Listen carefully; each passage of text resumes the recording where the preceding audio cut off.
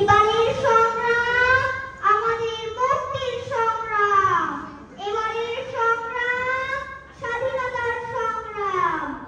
Racecourse ময়দানের সেই বজ্রধ্বনি, লাল সবুজের কোটি বাঙালি চিরদিনই তোমার নিকট তিনি।